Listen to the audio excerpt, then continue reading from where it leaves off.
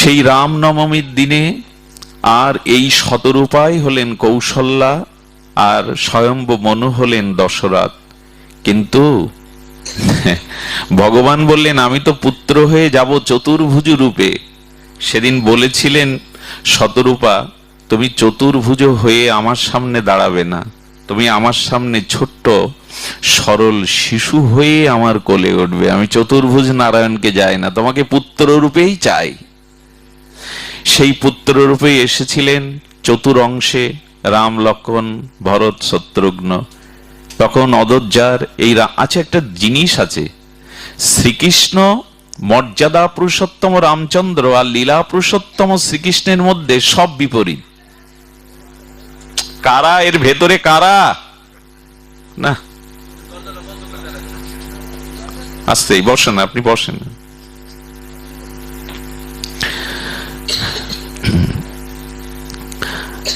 অনেকটা কষ্ট করে আসতে হয়েছে। আমি আমার আজকের দিনের ইতিহাস যদি বলি আপনারা বলবেন পাঠ বন্ধ করে বসো। অনেকটা কষ্ট করে এসেছি, কৃপা করুন, একটু পরিবেশ শান্ত রাখুন। বলছেন রঘুপতি রামচন্দ্র এসেছিলেন আর চতুরংশে ভগবান অবতীর্ণ হয়েছিলেন। রাম এবং শ্রীকৃষ্ণ মর্যাদা পুরুষোত্তম রামচন্দ্র লীলা পুরুষোত্তম, আর শ্রীকৃষ্ণের মধ্যে বেশ বিপরীত। শ্রীকৃষ্ণ জন্মেছিলেন রাত 12টায়, রামচন্দ্র জন্মালেন দিন 12টায়। বিপরীত, সব উল্টো। শ্রীকৃষ্ণ 3 জায়গায় বাঁকা, রাম একেবারে সোজা। রামের বাঁকা আছে নাকি? ত্রিভঙ্গ মুরারি, ত্রিভঙ্গ ঠাম, গোবিন্দের 3 জায়গায় বাঁকা। কিন্তু রামচন্দ্র অর্থাৎ গোবিন্দ লীলাটা খুব বাঁকা, সহজে বোঝা যায় না, কিন্তু রামচন্দ্রের লীলা একেবারে সোজা। আমাদেরই মতো তাদের সরল লেখা। আচ্ছা, রামচন্দ্র কয় ভাই হয়ে এলেন? পূর্ণব্রহ্ম কয় ভাই বলুন? 4 ভাই। গোবিন্দ কয় ভাই? তার বিপরীত, 8 জন। অষ্টম গর্ভে এলেন 8 জন, এই তো। আচ্ছা, শ্রী ভগবান শ্রীকৃষ্ণ তিনি যখন এলেন কংসের কারাগারে, তখন চতুর্ভুজ রূপ ধরলেন। উনি চতুর্ভুজ রূপ ধরলেন আর বললেন আমাকে শিশু হয়ে যাচ্ছি, তুমি আমাকে নিয়ে যাও। আর এখানে চতুর্ভুজ হয়ে এসেছিলেন, কিন্তু কৌশল্যা বলেন ওই রূপে আমি তোমাকে চাই না, তুমি শিশু হয়ে আমার কোলে ওঠে কাঁদো, ক্ষুধার জন্য কাঁদো। বিপরীত। আচ্ছা, রামচন্দ্র এক পত্নী ধরো, সীতা ছাড়া আর কাউকে গ্রহণ করেছিলেন? সে শূর্পণখা চাইলে তো নাককানি কেটে নিলেন। কিন্তু ভগবান শ্রীকৃষ্ণের শুধু 8 জন না, 16,108 জন। এইখানে বিপরীত, সব বিপরীত। রামচন্দ্রের সাথে যা কিছু লীলা কোথাও মিলাতে পারবেন না। 2 জন পূর্ণ ব্রহ্ম, স্বয়ং ভগবান, কিন্তু লীলাগুলি বিপরীত কেন? বিপরীতের কারণ আছে, সেই কারণটা আমি বলছি। ভগবান শ্রীকৃষ্ণের লীলা অনুকরণীয় নয়। ভগবান শ্রীকৃষ্ণ দাপরে ব্রজলীলা বা মাথুরা লীলা বা দ্বারকা লীলা যা করেছেন, কোন মনুষ্য যেন এটা অনুকরণ কখনো। রাসলীলা অনুকরণ করতে পারবেন? গিরি গোবর্ধন তুলতে পারবেন? 16,108 জনকে বিবাহ করতে পারবেন? আবার একই সময় ওদের ঘরে 16,108 জন হয়ে প্রবেশ করতেন, মনোরঞ্জন করতেন, ওদের সাথে খেলা করতেন। এই লীলা যেন কেউ অনুকরণ না করে। কিন্তু রামচন্দ্রের প্রত্যেকটি লীলা মানুষের অনুকরণীয়, আদর্শ। প্রত্যেকটি লীলা মানুষের আদর্শ, অনুকরণীয়। এই জন্য ভগবান শ্রীকৃষ্ণের কোন লীলা যেন কেউ অনুকরণ না করে, অনুসরণ করে, এগুলি শ্রবণ করে, কৃষ্ণ ভক্তির পথে যায়। রামচন্দ্রের লীলা সে যেন জীবনে প্রতিপালন করে, অনুকরণ করে। এই হলো রাম ও কৃষ্ণের মধ্যে পার্থক্যটা। পার্থক্য আরো অনেক আছে। আমরা শুধু এইটুকু জেনে নিই যে কেন রামচন্দ্র রাজীব লোচনের লীলা অনুকরণীয়। অনুকরণীয় যদি বলি, তাহলে দেখবেন প্রভু রামচন্দ্র পূর্ণব্রহ্ম হয়েও প্রভাতে ঘুম ভাঙার সাথে সাথে তিনি মাকে, পিতাকে, গুরুদেবকে আগে প্রণাম করতেন। সকালে উঠে ব্রাহ্ম মুহূর্তে উঠে রামচন্দ্রের প্রথম কাজ হলো ধরিত্রীর স্তব করে মাটিতে পা দিয়ে আগে মাকে প্রণাম করতে হয়। নিয়ম হলো পিতার থেকে মা অনেক বড়। সকালে উঠে আগে মাকে প্রণাম করতেন, পিতাকে। কিন্তু পিতামাতা এক জায়গায় থাকলে আগে পিতাকে করতে হবে, মায়ের সম্মানের জন্য। তাও মা কষ্ট পাবে, স্বামী তো তার গুরু বা বড়। এই জন্য এক জায়গায় থাকলে অন্তত পিতাকে আগে করতে হবে, কিন্তু নিয়ম হলো মা প্রণাম পাবে আগে। তো মাকে প্রণাম করে, পিতাকে প্রণাম করে, শ্রী গুরুবর্গকে প্রণাম করে প্রতিদিন আন্নিকে রত হতে না। এই রামের এই মর্যাদা পুরুষোত্তমের এই অনুকরণটা এখন করি কি আমরা? আর করেছি আমরা? পিতামাতার প্রণাম এখন হিন্দু ধর্মের ছেলেরা 2 বার করে। বিয়েতে যাওয়ার সময় একজন বলে দেয় নে পাত ধুলোটা নে, আর মরে গেলে তেল হলুদ মাখায় একবার মাথা নত করে। এ বাদে প্রতিদিন প্রণাম করা তুলে দিয়েছে। মানব সমাজের প্রথমে হলো পিতামাতাকে প্রণাম করলে কি হয় জানেন? একটা রক্ষা কবচ তৈরি হয়ে যায়। শুনে নিন, সঙ্গে সঙ্গে বহিঃশত্রু, অ্যাক্সিডেন্ট বা অনেক বিপদের হাত থেকে একটা রক্ষা কবচ, ঢাল তৈরি হয়ে যায়। পিতামাতাকে প্রণাম করবেন, ওরা যে মাথায় হাত দিয়ে বলবে বেঁচে থাক, কৃষ্ণ ভক্তি হোক, এ সব মন্ত্রের থেকে বড় মন্ত্র। ওদের আশীর্বাদের সাথে সাথে আপনার একটা রক্ষা কবচ, ঢাল তৈরি হয়ে যাবে। ভগবান, বেদ ভগবান বলেছেন আশীর্বাদটা দেওয়া আছে পিতামাতার চরণে, প্রণাম করলেই সে কৃপা পাবেই পাবে। এটাই তো করি না আমরা। বৃদ্ধ পিতামাতাকে প্রণাম করা আমরা তো তুলেই দিয়েছি। রামচন্দ্রের প্রথমেই হলো এটি। আর প্রভু রামচন্দ্রের কর্তব্য জ্ঞান দেখুন। কর্তব্য জ্ঞান বলতে ছোটবেলায় কৌশল্যা, সুনেত্রা আর মারা ওদের শয় দেয়। একদিন 4 ভাইকে একই জায়গায় শয়ন করাতেন। ওদের জন্মটার পার্থক্য কিন্তু 10, 5, 2 বছর না, 2-3 মিনিটের। একই সাথেই ওরা হয়েছিল 2-3 মিনিটের। এই জন্য ওরা প্রায় সমবয়সী, 2-3 মিনিটের, আর তবু বড়ত্বের মর্যাদা চিরকালই দিয়ে গেছে। 4 ভাইকে ঘুমানো হয়েছে, লক্ষণ কাঁদছে।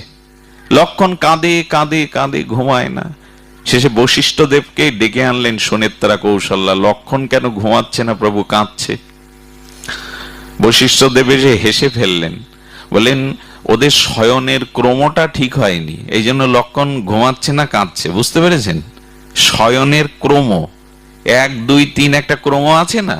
তার মানে রামের পাশে ভরতকে শয়ন করিয়েছে, ভরতের পরে শত্রুঘ্ন, লক্ষণকে রেখেছে লাস্টে। বশিষ্ঠদেব বললেন কাঁদবেনই তো, 1-এর পরে 3 হয় না, 1-এর পরে 2 হয়। লক্ষণকে রামের চরণের পাশে ঘুমাতে না দিলে ওর ঘুমও আসবে না, কান্নাও থাকবে না। আহারে! সঙ্গে সঙ্গে বশিষ্ঠদেব ভরতকে সরিয়ে রামের চরণের কাছে লক্ষণকে রাখলেন, নাক ডাকিয়ে ঘুমাতে লাগলো লক্ষণ। জগতে কি শিক্ষা দিলেন? ভাইয়ের প্রতি কর্তব্য দেখুন। ভাই ভাইয়ের এখানে কর্তব্য পরায়ণতা দেখুন। তিনি সাথে সাথেই ঘুমিয়ে পড়লেন। 4 ভাই, তাদের ভিতরে এই যে রাম রাজত্ব, রামের যে চরিত্রাবলী এত পবিত্র, এত ভুবন পবিত্র, এই 4 ভার শুধু মিল না। আপনারা লক্ষ্য করুন, সর্বদাভাবে লক্ষ্য করুন রামচরিত্রের মহিমা বা মাধুর্য। রামের কোনো দোষ ছিল কি যা তাকে বনবাসে যেতে হবে? কোনো দোষ ছিল কি মা? কালকে যুবরাজ হবেন, প্রজারা তাকে প্রাণের থেকেও ভালোবাসেন। রামচন্দ্রের কোনো দোষ ছিল কি যে তাকে বনবাসে যেতে হবে? মা কইকেয়ী যখন তাকে বনবাসের কথা দশরথকে বললেন, দশরথ কইকেয়ীর চরণে ধরে পর্যন্ত বলেছিল আমার ভরত রাজা হোক, আমার ভরত রাজা হোক, এতে আমার কোনো আপত্তি, আমার কাছে ভরত আর রাম একই। তবে দ্বিতীয় বরটা তুমি ফিরিয়ে নাও, রাম অযোধ্যায় থাকুক, তাকে বনবাসে দিও না। ভরত রাজা হলে আমার আপত্তি নেই, আমি রামকে ভরতকে 2 চোখের 2 মণি মনে করি। দশরথ চরণে ধরলেন। দেখুন, আচ্ছা কইকেয়ী এই সুযোগটা পেল কি করে বলতে পারেন? 3 জন স্ত্রীর মধ্যে দশরথ কইকেয়ীর রূপ যৌবনটা, গুণটা বেশি ছিল। রূপ যৌবন সৌন্দর্য গুণ থাকাতে বেশি আসক্ত হয়ে পড়েছিলেন দশরথ কইকেয়ীর উপরে। এই জন্য যে কোনো পুরুষ যারা নারীতে প্রবল, যাদের আসক্তি, দুর্বলতা, তাদের জীবনে সর্বনাশ আসবেই। সহজ কথায় খুব বাংলায় এই ভাষাটা প্রয়োগ করা উচিত না। মেয়ে মুখ পুরুষ যারা না, তাদের জীবন ছন্ন ছাড়া আর কিছু নাই, অভিশাপ ছাড়া তারা কিছু পাবেই না। দশরথের এমন মোহ এসে গিয়েছিল, যুদ্ধক্ষেত্রে রানীকে নিয়ে যেত রথে করে। বাবা, বেড়াতে গিয়ে নাকি স্ত্রী নিয়ে যাওয়া যায়, তো যুদ্ধক্ষেত্রে নিয়ে গেছে। যুদ্ধক্ষেত্রে রথের চাকা পড়ে যাচ্ছে, খিল থাকে তো, খিল খুলে গেছে। কইকেয়ী করেছে কি, সেই খিলের মধ্যে আঙুল দিয়েছে যাতে রথের চাকা ধসে পড়লে তো যুদ্ধ করতে, আঙুল কেটে গেছে, রক্তাক্ত হয়ে গেছে, দশরথ কাপড় ছিঁড়ে বেঁধে বলে এত ভালোবাসো? বলি এটা তো আমার কর্তব্য, আপনি আমাকে প্রাণের থেকে ভালোবাসেন, অন্য রানীদের থেকে ভালোবাসেন। বললেন তাহলে একটা বর চাও, আজ আমি তোমাকে কিছু দেব। আর একদিন যুদ্ধ করতে করতে উনি মূর্ছিত হয়ে পড়ে গেছিলেন রথে, কইকেয়ীর গুণ ছিল, তিনি সঙ্গে সঙ্গে কি করলেন, ঘোড়ার লাগাম ধরে যুদ্ধে শত্রুকে পরাস্ত করে ওনাকে সুস্থ করেছিলেন। এই 2 দিনে 2 আবেগের 2 বর। সেটা যখন বলছেন তুমি ভরতকে রাজা করো, রামকে বনবাসে পাঠিও না, তোমার চরণ ধরে পা ধরে আমি দশরথ, আমি চক্রবর্তী রাজা, তুমি এইটা করো না। বলল দিতে হয় দিন, দিতে হয় বর দিন, নাই বলুন আপনি মিথ্যাবাদী।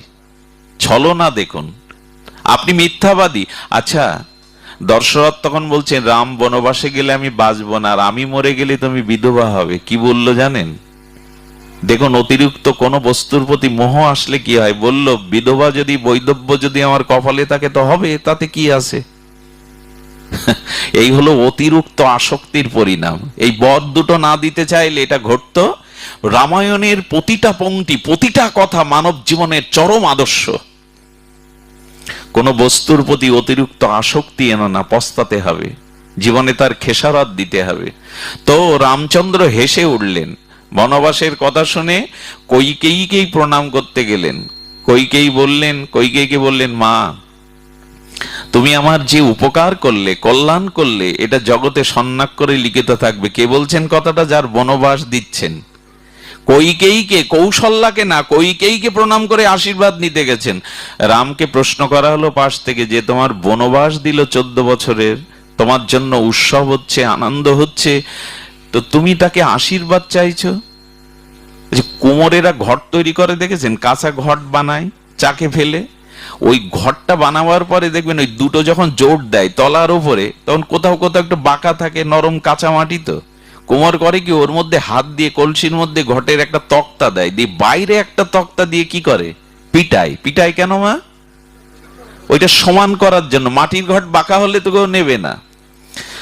আর ঘরটা কাঁচা অবস্থায় জল ভরলে কি হয়?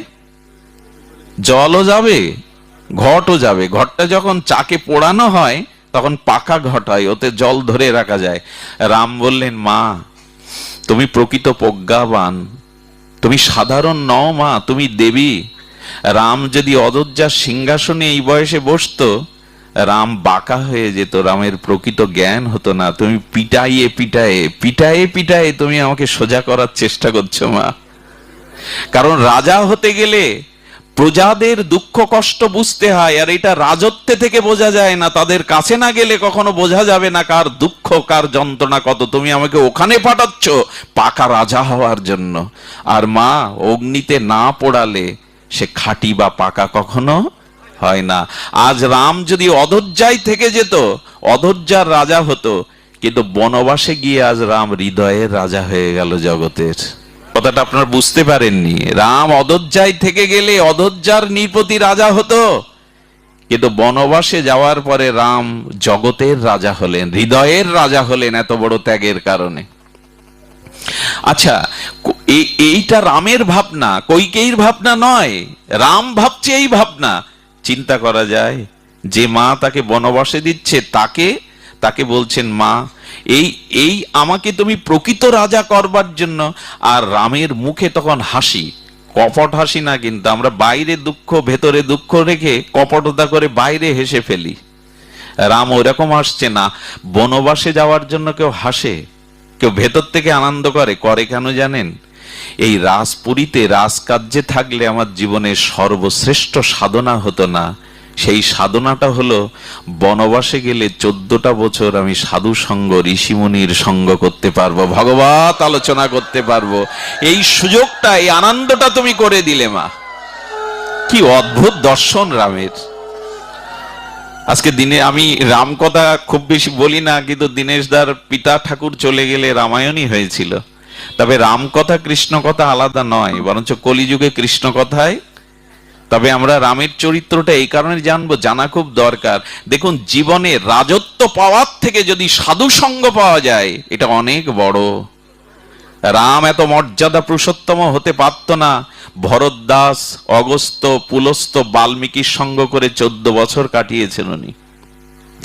ঋষিমুনির আশ্রমে এই শাস্ত্র আলোচনা সাধু সঙ্গের মধ্যে কাটিয়েছেন।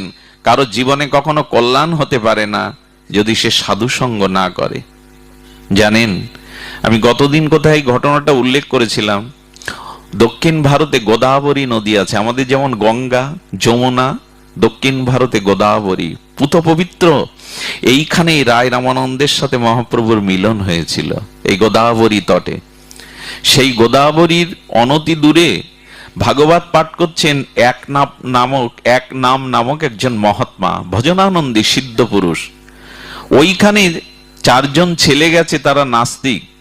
ওইখানে মায়েরা যায়, সুন্দরীরা মায়েরা যায় এবং প্রসাদ পাওয়া যায়। এই লোভেই নাস্তিকরা ওখানে গিয়ে দেখছে যে পাঠক ঠাকুর একদিকে কেন তাকিয়ে। পাঠক ঠাকুর অনর্গল পাঠ করে যাচ্ছেন, সামনে একটা সুন্দরী রমণী, অপরূপ রূপ তার দিকে বসে বসেই পাঠ করছেন উনি। ছেলেটাদের লক্ষ্য গেল এই নাস্তিকদের যে ওই সুন্দরী রমণীর দিকেই বাবা অধিকাংশ সময় তাকিয়ে পাঠ করছে। এইবার সীতামা, মা তোমরা তো আছো, সীতামা বলছে, প্রভু আমি এক কাপড় পরে এসেছেন, প্রভু আমি তোমার সাথেই বনবাসের সাথী হব। না সীতা, তুমি কোমলা, তুমি রাজনন্দিনী, সেই কণ্টক পথে বনের হিংস্র শপথ জীবজন্তুর মধ্যে তোমার বাস করা শোভা নয়। কিন্তু আমি যে অগ্নি সাক্ষী করে বলেছিলাম ইহকাল পরকালের সুখ দুঃখের আমি অর্ধাঙ্গিনী। রাজা জনক এসেছিলেন, কিন্তু জনকের সাথে সীতা যায়নি। এই দেখো মা, স্বামীর ব্যথায় ব্যথিত, স্বামীর সুখেই সুখী, স্বামী দুঃখের দুঃখী, এইটা পতিব্রতা রমণীর অনন্য সর্বশ্রেষ্ঠ ধর্ম। সীতামা সেটা জানালেন। হ্যাঁ, আয়না করতে পারলে, ভালো খেতে না দিতে পারলে আমরা তো ছেড়েই চলে যাই, খোটা দেই।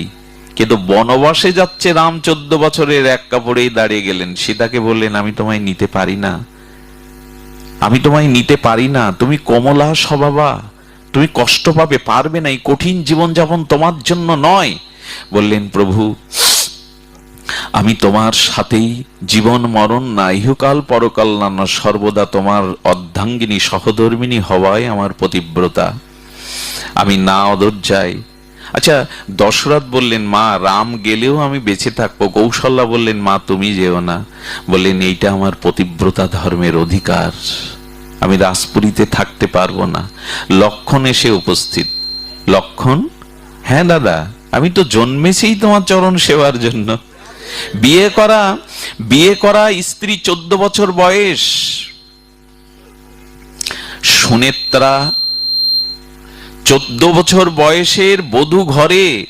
লক্ষণ এসে বললেন দাদা আমি প্রস্তুত। লক্ষণকে বললেন বনবাস তোমার হয়নি, বনবাস তোমার হয়নি। বললেন আমি সিংহাসনে বসে, রামচন্দ্র বললেন তুমি সিংহাসনে বসো, পিতার সেবা করো, মায়ের সেবা করো, প্রজার সেবা করো। লক্ষণ তখন কি বলেছিলেন জানেন? আমি এক পদও চাই না, প্রধানমন্ত্রীর পদ, রাষ্ট্রপতির পদ, একটু কমিয়ে দাও, ফিডব্যাক আসছে। প্রধানমন্ত্রীর পদ, রাষ্ট্রপতির পদ একটা তো।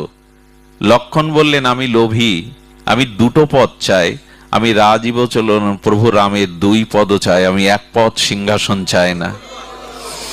কেন রামের ভাই বলে, এই দেখুন আজকে ভাইদের মধ্যে এটা আছে। রামায়ণ কেন আমাদের জীবনের অঙ্গীভূত করতে হবে, কেন রাম চরিত্র লক্ষণ চরিত্র জানতে হবে? দাদা হে প্রভু আমি 2 পদও চাই, এক পদও আমি চাই না। যখন বললেন রাম আমি আদেশ দিচ্ছি তোমায়, আমি যদি তোমার প্রভু হই, বড় দাদা পিতার সমানে আদেশ দিচ্ছি তুমি সিংহাসনে বসো। লক্ষণ হাত জোড় করে বলল আদেশ মৃত ব্যক্তির জন্য দেওয়া উচিত। কি বললেন কথাটা? মৃত ব্যক্তির কোনো আদেশ উপদেশ প্রয়োজন কি বাবা? লক্ষণকে বলছেন রাম তুমি তো আমার সামনে দাঁড়িয়েই কথা বলছো, তুমি মৃত কি করে? প্রভু আপনি সব জানেন অন্তর্যামী, তবে শুনুন, আপনি অযোধ্যা থেকে 1 পা বনবাসের দিকে পা বাড়ালে আমি মৃত, কারণ দেহ লক্ষণের, প্রাণটা হলো রাম। আহারে, দেহটা লক্ষণের কিন্তু আমার হৃদয়টা, আমার আত্মাটা হলো রাম। তুমি বনবাসে পা বাড়ালেই আমার মৃত শরীর, মৃতর জন্য কোন সিংহাসন হতে। রামের চোখে জল ভরে গেছে। লক্ষণ, তবে মা যদি অনুমতি দেয়, স্ত্রী যদি অনুমতি দেয়, তবে আমি তোমায় নিতে পারি। সুনেত্রা মা কি করলো জানেন? এগিয়ে এসছে বরণডালা নিয়ে। লক্ষণ, ঘরে যেতে তোর বিলম্ব হবে, এটা তো রাজপুরী, তাই আমি এগিয়ে এসছি তোকে তিলক পরিয়ে দিতে, যে তুই রামের সাথে বনবাসে যাতে বিলম্ব না হয়। এই না হলে মা গো, হ্যাঁ, আদর্শ দেখুন। সুনেত্রা বলছেন ঘরে যেতে তোর বিলম্ব হতে পারে, তাই আমি তিলক নিয়ে এগিয়ে এসছি তোকে রামের সাথে পাঠাবো বলে। বলে মা আশীর্বাদ করো। কি আশীর্বাদ করলেন জানেন সুনেত্রা? স্তম্ভিত হয়ে যেতে এগুলো শুনলে। কি আদর্শ, কি মর্যাদা রেখে গেছেন। বললেন আজ থেকে এই অধৈর্যা তোর কাছে বন, আর বনই তোর কাছে অধৈর্যা। আরে কি শিক্ষা দিচ্ছেন! আর আজ থেকে তোর পিতা দশরথ, তোর এই প্রভু রামচন্দ্রই তোর পিতা, আর তোর মা এই সুনেত্রা আজ থেকে মা জানকী সীতা। দেখিয়ে দিলেন পথ। তোর পিতা হলো রাম। সেই দিন থেকে লক্ষণ মা সীতার পায়ের দিকে ছাড়া তাকাতেন না। মা বলে দিয়েছে সীতাই তোর মা এবং লক্ষণই তোর পিতা। আজ থেকে আমি তোর মা নই, সীতাই তোর মা।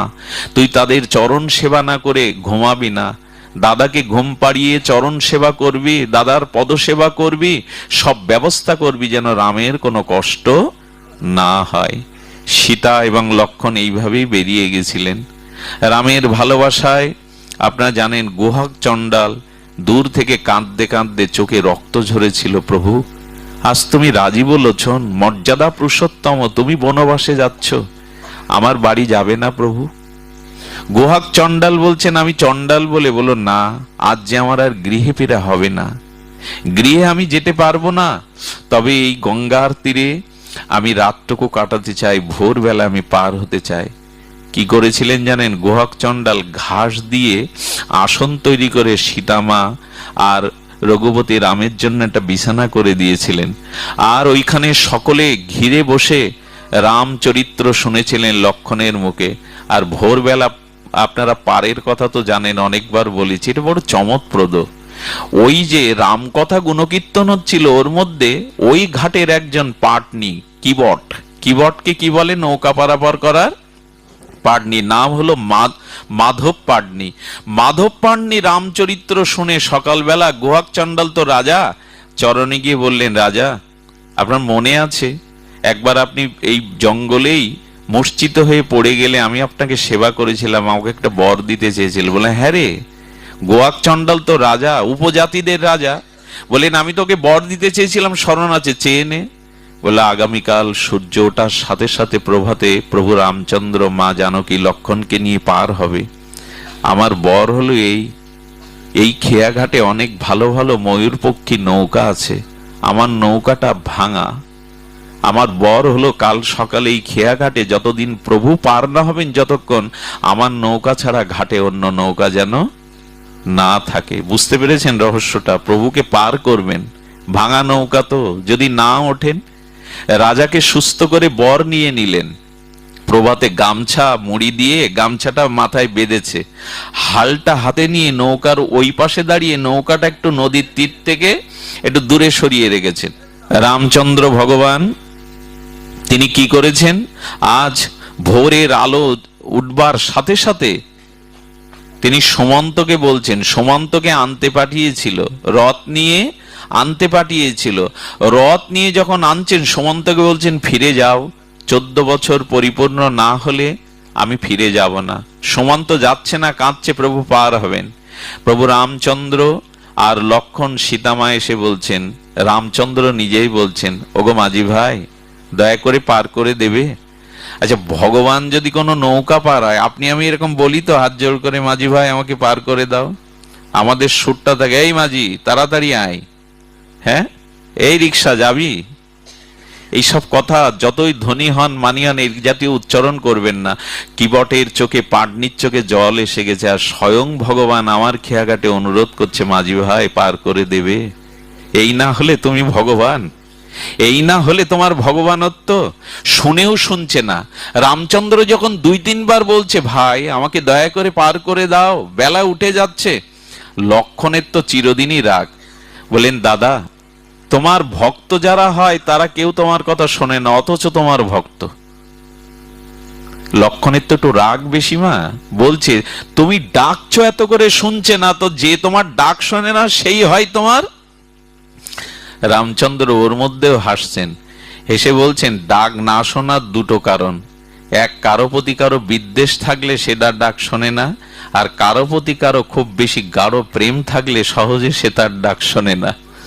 লক্ষণ তোমার জানা নেই ও কেন ফিরছে না, তবে বলি শোনো, যে ডাক না শোনে সেই বেশি, তার সাথেই বেশি আমার হৃদয়ের সম্পর্ক। তার কারণ কি জানো? কোনো দোকান খুলে সকালবেলায় যদি বাকি খরিদ্দার আসে, দোকানদার মনে মনে একটা কথা বলে আর সারাদিন এই বাকিতেই যাবে। তো শুরু করেছে তো তুমি আর সীতা। আচ্ছা সীতা বা তোমার কি বনবাস হয়েছিল? না। আমি কি তোমাদের নিষেধ করেছিলাম আমার সাথে না আসতে? শুরুটা তো করলে তো সকাল থেকে তোমরাই। এখন যার কাছে যাব সে আমার কথা শুনবে না। এর মধ্যে লক্ষণে রাগ রেমে গেছে, আসলে আমাকেই তো নিষেধ করেছিল প্রভু। বলে ওই আর একজন রথে, ও যাচ্ছে না, এও তোমার ডাক শুনছে না। বলেন ওই বৌনি বেলায় বাকি খরিদ্দার এলে যা হয়। লক্ষণের মুখে তো হাসি আনতে হবে, ভগবান যেখানে সেখানে নিরানন্দ কোথায়। এইবার ডাক শুনেছে মাঝি ভাই। ফিরে দাঁড়ানোর পর লক্ষণ বললেন তুমি এর আগে শুনতে পাওনি? বলে পেয়েছিলাম। বাবা কি বটের কি উত্তর?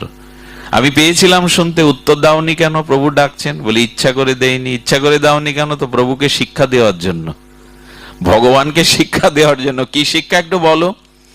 বলো প্রভু এই খেয়াঘাটের মাঝে আমি গঙ্গার। আচ্ছা গঙ্গায় ছাড়া অন্য নদীতে গেলেন না কেন? গঙ্গা যেমন স্রোতস্বিনী, এই কিবটের মনেও রাম প্রেমের স্রোত বইছে। জানে গঙ্গায় থাকলে একদিন ভগবানকে পাবো। হরিকথার গঙ্গায় যারা থাকে, গঙ্গার তীরে যারা থাকে, তারা একদিন পাবে। কিবট তখন বলছেন শিক্ষাটা হলো এই, শিক্ষাটা হলো এই প্রভু, তোমার খেয়াঘাটে এই জগৎ জীব একদিন যাবে, তোমার খেয়াঘাটে একদিন সমস্ত জীব যাবে। আমি তোমাকে এই শিক্ষা দিচ্ছি, সেদিন এক ডাকেই তাদের পার করে দিও। বেশি ডাক দিলে যেমন যাত্রীর কষ্ট হয়, তুমিও যেন তোমার পারে কাউকে এই কষ্ট দিও না।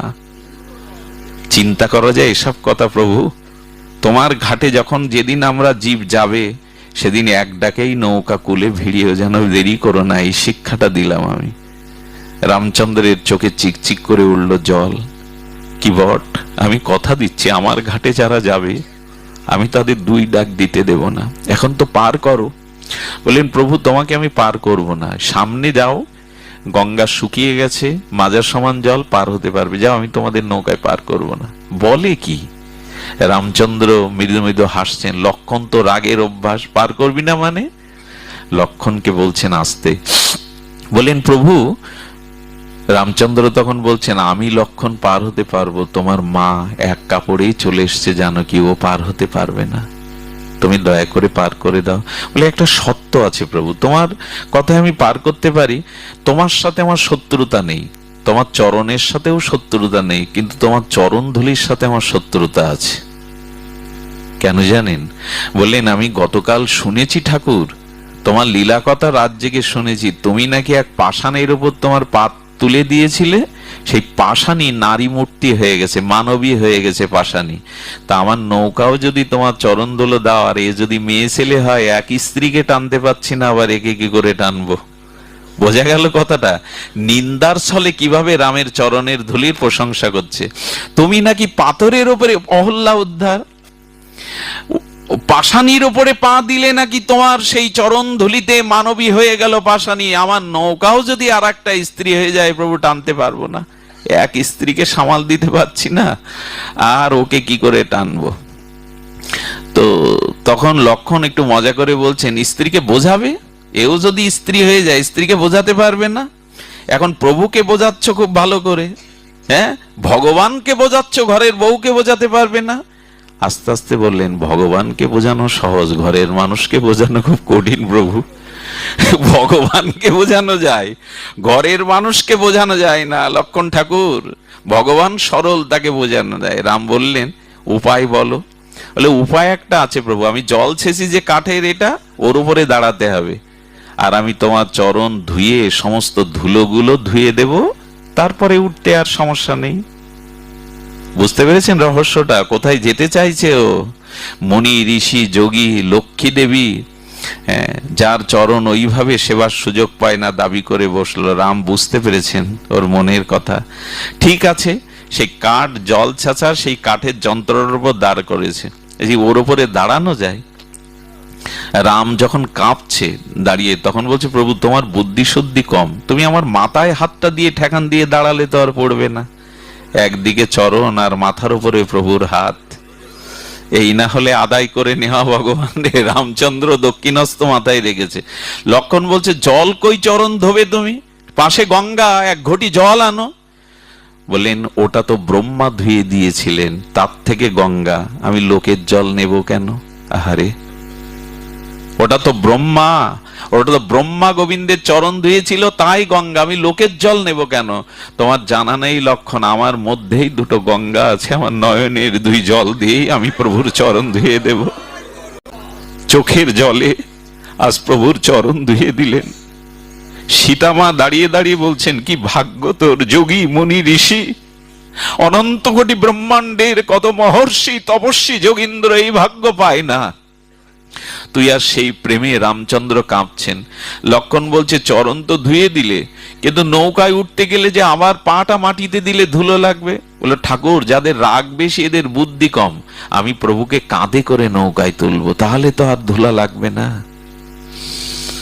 আজ ভক্তের দুয়ারে ভগবান, ভক্তের কাছে সব ছবি দিলেন। নৌকায় উঠল, বসেছেন রাম, লক্ষণ, সীতামা। বলুন তো, গঙ্গার নদীর উপরে প্রভাতের সূর্যের কিরণ মালায় কিবট বলছে, প্রভু এক জন্মে আমি কচ্ছপ ছিলাম, তুমি ক্ষীরোৎসাহের লক্ষ্মী দেবীর চরণ সেবা করছিল, আমি কচ্ছপ হয়ে তোমার রাঙা চরণটা একটু ছুঁতে চেষ্টা করেছিলাম, কিন্তু লক্ষ্মী দেবী জন্তু মনে করে আমাকে ছুঁড়ে ফেলে দিয়েছিল। সেই দিন দুপোটা চোখের জলে বলেছিলাম, প্রভু কোন জন্মে যেন তোমার চরণ পায়, আর সেই আশা তুমি আমার পূর্ণ করছো। ভগবানকে চান, কোনো না কোনো জন্মে তিনি আপনাকে অবশ্যই কৃপা করবেন। চান, ভগবানের সেবা চান, কোনো না কোনো জন্মে এই আশা আপনার পূর্ণ হবে। সংসার চেয়ে কিছু পাবেন না, সংসারে কোনোদিন মনোবাসনা পূর্ণ হবে না। ভগবানকে চান, তিনি পূর্ণ করবেন। নৌকার ওপারে যেতে গিয়ে কিবট বারবার নৌকা ঘুরিয়ে দিচ্ছে, বারবার নৌকা, বুঝতে পারছেন, নৌকা ওপারে নিয়ে যাচ্ছে না, বারবার নৌকার মুড়ি ঘুরিয়ে দিচ্ছে। লক্ষণ বলছে, করছো কি? আরে সবাই কাঁদছে ওপারে দাঁড়িয়ে, দ্রুত পার করে দাও। লক্ষণ ঠাকুর খুব রাগ হচ্ছে না, কেন আমি নৌকাটা কুলে ভিড়াচ্ছি না? তবে শোনো প্রভু, আমি আর একটা শিক্ষা তোমায় দিচ্ছি, যেদিন জীব তোমার নৌকায় উঠবে সেদিন ওপারে নিয়ে যেতে যেন দেরি করো না, খুব তাড়াতাড়ি পার করে দিও। যাত্রীদের নৌকায় উঠলে ওপারে বিলম্ব হলে যাত্রীরা উদ্বিগ্ন হয়, কাউকে উদ্বিগ্ন দেবে না তো প্রভু? আমি নৌকা ভিড়াচ্ছি, তবে কথা দাও কাউকে যেন বিলম্ব করো না। এর পরের কথাটা বড় হৃদয় বিদারক। পাড়নি উঠলেন, প্রভুকে প্রণাম করলেন। রামচন্দ্র বললেন, যে পার করে তাকে কিছু পারানি দিতে হয়, কড়ি দিতে হয়, কি দেব তোমায় কি ভট? বললেন, প্রভু তুমি বোকা, তুমি সরল। কোন মাঝি যদি কোনো মাঝির নৌকায় ওঠে সে কি পয়সা নেয়? কোন ড্রাইভার যদি কোনো ড্রাইভারের গাড়িতে ওঠে সে তো পয়সা নেয় না। তুমিও মাঝি, আমিও মাঝি, তুমি কেন আমায় পয়সা দেবে? লক্ষণ বলছে, তুমি মাঝি আমি মাঝি মানে? আমার দাদা কোন জায়গার মাঝি? বললেন, এই ভব সংসারের মাঝি রঘুপতি রাম, একদিন তার কেয়া ঘাটে আমাদের সবাইকে দাঁড়াতে হবে। সেদিন বলে দি প্রভু, আজ আমি করি যেমন নিলাম না, সেদিন আমার কাছেও কোনো কড়ি চাইবে না, তুমি পার করে দিও। রামলীলা বড় অভূতপূর্ব। রামচন্দ্র প্রথমে চিত্রকূটে যাওয়ার আগে ভরদ্বাজ ঋষির আশ্রমে গিয়েছিলেন। কোথায় গিয়েছিলেন? প্রথমে ভরদ্বাজ ঋষির আশ্রমে। এই ভরদ্বাজ ঋষির আশ্রমে যাওয়ার সাথে সাথে রামকে তিনি অনেক সেবা করেছিলেন। কারণ দশরথ হলো কুলচক্রবর্তী সম্রাট ভারতবর্ষের, তার আত্মজ স্বয়ং রামচন্দ্রকে ভরদ্বাজ ঋষি, আর ভরদ্বাজের চরণে প্রণাম করে রাম বললেন, আজ আমার জীবন ধন্য হলো, আমি আপনার মতো সাধু মহতের কৃপা পেলাম। স্বয়ং ভগবানও সাধু সঙ্গের জন্য লালায়িত, ভক্তের জন্য লালায়িত। রামচন্দ্র যখন বিদায় নিচ্ছেন তখন কি করলো জানেন? আর কি অদ্ভুত ঘটনা! রামচন্দ্রের ত্যাগের থেকে ত্যাগ লক্ষণের, আর লক্ষণের ত্যাগের থেকে আরো বড় ত্যাগ ভরতের। রামের ধর্মটা, পিতৃসত্যটা সাধারণ ধর্ম, আর লক্ষণেরটা পরম ধর্ম, আর সবার উপরে ধর্ম ভরতের। কারণ রাম শুধু পিতৃসত্য পালনের জন্য বনে এসেছিলেন, আর লক্ষণ প্রভুর চরণ সেবার জন্য এসেছিলেন নিঃস্বার্থভাবে। ত্যাগটা লক্ষণের বেশি রামের থেকে, আর লক্ষণের থেকে যার বেশি ত্যাগ ভরতের। রাম বলছেন ভরদ্বাজজিকে, আমি জানি আমাকে নিতে ভরত আসবে। ভরত জানে না আমি বনবাসে এসেছি, সে নন্দীগ্রামে আছে, আসবে। আপনি তাকে অবশ্যই সান্ত্বনা দিবেন, আমার ভরত যেন কষ্ট না পায়। এইখানে বনবাসের শুরু, বনের শুরু। কি বলছে জানেন? পথের দিকে তাকিয়ে রামচন্দ্র হাত জোড় করে বনদেবীকে বলছেন, বনদেবী, আমি যদি মর্যাদা রেখে থাকি, ন্যায় রেখে থাকি, তবে আমার পায়ে যে কাঁটাগুলো ফুটেছে, ভরতের পায়ে যেন কাঁটা না ফুটে, তুমি পথ পরিষ্কার করে দিও। আমি জানি আমার ভরত আসবেই, আমাকে নিতে আসবে, কিন্তু তার পায়ে যেন কাঁটা না ফোটে। বনদেবী জিজ্ঞাসা করছে, প্রভু তোমার পায়ে আমি কাঁটা ফুটলাম, ভরতের পায়ে ফুটবে না কেন? ব্যথা লাগবে বলে ভরতের পায়ে? বলল না, ভরতের পায়ে কাঁটা ফুটলে ভরতের ব্যথা লাগবে না, কিন্তু এই পথ দিয়ে রাম চলে গেছে আর এই কাঁটা ফুটেছে, কঙ্কট ফুটেছে জেনে আমার কথা ভেবে ভরত বেশি দুঃখ পাবে, বেশি কাঁদবে। এসব কথার কতটা স্তর দেখুন। রাম বলছে ভরতের পায়ে কাঁটা ফুটলে ভরত ব্যথা অনুভব করবে না, আমার চরণে এই পথ দিয়ে যেতে কাঁটা ফুটেছে এই ভেবে সে কাঁদবে, সে ব্যথা পাবে বেশি। এই না হলে ভগবান, এই না হলে বড় ভাই, ছোট ভাইয়ের আসার পথে যেন কোনো কাঁটা না থাকে, সে যেন ব্যথিত না হয়। কারণ ওর পায়ে কাঁটা পড়লে ওর ব্যথা গণনা না করে আমার পায়ে যে ফুটেছে এই ব্যথায় ও কাঁদবে। ভরতদাসকে বললেন, আমার ভরতকে আপনি সান্ত্বনা দিয়েন। চলে গেলেন। এরপরে ভরত এসেছিলেন, আপনারা জানেন, কইকেয়ীকে এসে বললেন, রাক্ষসী, পাষাণী, ডাইনি, তুমি তোমার ছেলেকে রাজা করে আমার প্রভুকে বনবাসে পাঠিয়েছো। কৌশল্যা এসে বলছে, ভরত মাকে বকবি না। বলো, রাক্ষসী, আমি মুখই দেখবো না, ওর 14 বছর মুখ দেখবো না। আমার প্রাণকে, আমার প্রভুকে যে বনবাসে পাঠায় সে আমার মা হতে পারে না। আচ্ছা, আপনাদের কি মনে হয় ভরতের মতো সাধু জগতে নাই? গোপী আর ভরতকে, গোপীরা, বৃন্দাবনের গোপীরা যেমন পরম শ্রেষ্ঠ ভক্ত, তেমন ভরত হলো পরম শ্রেষ্ঠ ত্যাগী ভক্ত। সে মাকে গালি দেবে কেন, রাক্ষসী বলবে কেন, মুখ দেখবে না বলবে? ভরতের এটা শোভা পায় না। মাকে এরকম গালি দেওয়ার ইতিহাস নেই। ভরত দিলে কেন? ভরত যখন এই গালি দিচ্ছে তখন কইকেয়ীর চোখে জল। আমি যার জন্য রামকে বনবাসে পাঠালাম, যার জন্য তোকে রাজা করলাম, সেই রাম বনবাসে যাওয়ার আগে আমার পায়ে প্রণাম করে আশীর্বাদ চেয়ে গেল মা বলে, আর তুই আমাকে গালি দিচ্ছিস রাক্ষসী, পাষাণী বলে? আমার মনে হয় ভরত, তোর থেকে আমার রাম ভালো। কইকেয়ী যেই বলেছে, একটু আড়ালে চোখ মুছে ভরত বলছেন, মা, আমি তোমাকে গালি দিলাম এই কারণে আমার প্রতি না, তোমার রামের প্রতি যেন তোমার ভক্তি হয়। মা, তোমার রামের প্রতি যেন তোমার ভক্তি হয়, আমার প্রতি যেন ভক্তি না আসে। কি ইতিহাস এদের, কি দিব্য চরিত্র এদের। গালাগালিটা দিয়েছিলেন যাতে রামের প্রতি মার ভক্তিটা আসে। ভরতের ত্যাগ শুনবেন। ভরতকে আর গুরু বশিষ্ঠ, কৌশল্যা বলছেন, এখন রাম নাই, তোমাকে রাজত্ব দেয়া হয়েছে, তুমি সত্য পালনের জন্য রাজত্ব বসো। ভরত কি বলেছিল জানো মা? এইসব কথাগুলো হৃদয়ে লিখবার মতো। ভরত বলছেন, মাঝে মাঝে গুরু আজ্ঞা, মাতৃ আজ্ঞাও লঙ্ঘন করতে হয়। কেন ভরত? আমি তোমার গুরু বশিষ্ঠ, তুমি আমার আজ্ঞা লঙ্ঘন করবে কেন? বললেন, শুনুন, আমি যদি অযোধ্যার সিংহাসনে রাম ব্যতীত বসি, এর ধরা মহিতল রসতলা যাবে, প্রলয় হয়ে যাবে। বশিষ্ঠ বলছেন, বা, এই জগতে হিরণ্যকশিপুরও এক সময় রাজা ছিল, রাবণও রাজা ছিল, তখন পৃথিবী ধরাতল মহিতল ধ্বংস হয়নি, আর তুমি ভরত সিংহাসনে বসলে ধ্বংস হবে? ভরতের এক কথায় গুরুদেবও উত্তর দিতে পারেনি। বলেছিল, যে কাজ হিরণ্যকশিপুর করেছে, রাবণ করেছে, সেই কাজ যদি রামের ভাই ভরত হয়ে করি, তাহলে ধরিত্রী মা সহ্য করতে পারবে না, রসাতলে যাবে। কত বড় ভরতের অনুভূতি। ভরত বলেছিল, আমি 14 বছর ফিরবো না, 14 বছর ফিরবো না। ভরতের ত্যাগ কেন জানেন? হাতি ঘোড়া রথ নিয়ে রামকে আনতে যাচ্ছেন, আর যেতে যেতে যেতে যেতে খালি পায়ে হেঁটে যাচ্ছে। ভরত, রথ সামনে, তুমি হাঁটছো কেন? বলল আমার প্রভুর কিভাবে ব্যথা জেগেছিল, এই পথ দিয়েই তো প্রভু এইভাবে আমার জন্য গেছে, আমি অনুভূতির জন্য যাচ্ছি। ভরদ্বাজ ঋষির আশ্রমে যাওয়ার সাথে কি হলো জানেন? খুব লক্ষ্য করুন, ঘুমটাকে আসতে দিয়েন না। রামচরিত্র বড় বড় আস্বাদ্য, বড় মর্যাদার। ভরদ্বাজ ঋষির আশ্রমে যাওয়ার সাথে সাথে রামকে যতটা অভ্যর্থনা সেবা না করেছিলেন তার বহুগুণ ভরতকে সেবা করলেন ভরদ্বাজ। ভরদ্বাজ সেবা করার পরে জিজ্ঞাসা করছে, ভরত আমার প্রভু কোন দিকে গেছে আপনি বলুন? এই অভাগাকে তিনি ক্ষমা করেছেন তো? এই পাপীকে তিনি ক্ষমা করেছেন তো? বললেন তা জানি না ভরত, তবে তোমার নাম বলবার সাথে সাথে রাম ডুবরে কেঁদে উঠেছিল। ভরতের নাম নেওয়ার সাথে সাথে প্রভু কেঁদে উঠেছিল। আমাকে বলে গেছে যেন ভরত কষ্ট না পায়, ভরত যেন চোখের জল না ফেলে। আমার মনে হয় রাম নিজেকে যতটা না ভালোবাসে, ভরত তোমাকে বেশি ভালোবাসে। ভরত এই কথা শুনে চলে যাওয়ার পরে ভরদ্বাজ ঋষির আশ্রমের শিষ্যরা বলল, প্রভু একটা প্রশ্ন করব, রাম স্বয়ং ভগবান, তাকে যে সেবা দিলে তার থেকে বেশি গুণ কেন তুমি ভরতকে সেবা দিলে? প্রশ্ন আসবে কিনা? স্বয়ং ভগবানের থেকে ভরতের বেশি সমাদর সেবা করলেন। কি বললেন জানেন ভরদ্বাজ ঋষি? বললেন, বহু জীবনের সাধন ভজনের ফলে ভগবানকে পেয়েছিলাম, আর ভগবানকে পাওয়ার ফলে আজ ভরতের মতো সাধুকে পেয়েছি।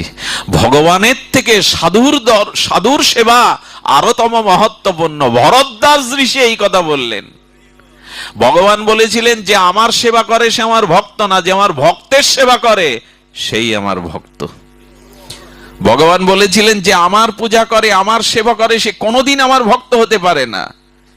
তিনি লক্ষ্মী দেবীকে নারায়ণ বলেছিলেন, কেউ যদি ভগবানের উপাসনা করে সে পেতেও পারে ভগবানকে, নাও পেতেও পারে, সন্দেহ আছে, কিন্তু কেউ যদি ভক্ত সেবা করে, ভক্তের ভজন করে, সে আমাকে পাবে, এতে কোনো সন্দেহ নেই, সে পাবেই পাবে আমাকে। বললেন বহু তপস্যা করলে ভগবান পাওয়া যায়, আর ভগবানের আশীর্বাদে সাধু পাওয়া যায়। আরে বাবা, বিশ্বাস করুন, ভগবান আপনাকে কি দেবে? ভগবান যখন কোনো জীবকে করুণা করে, সেই জীবকে অনুপ্রেরণা দিয়ে তিনি সাধু সঙ্গ করিয়ে দেন, হরি কথা শুনিয়ে দেন। এটা ভগবানেরই কৃপা। আপনারা এখানে আসেননি, রাধারানী এনেছে আপনাদের। এখানে কেউ আসতে পারতেন না যদি ভগবান না চাইতেন, রাধারানী না চাইতেন। আপনারা এসেছেন মানে ভগবানই চেয়েছে আপনাদের আজ কৃপা করবার জন্য। মেঘে ভরা দিন নহে দুর্দিন, সাধু সঙ্গে কৃষ্ণ কথাবিহীন সেদিনই দুর্দিন। যেদিন সঙ্গ হলো না, হরি কথা হলো না, এটাই মানুষের জীবনে সব থেকে বড় দুর্দিন।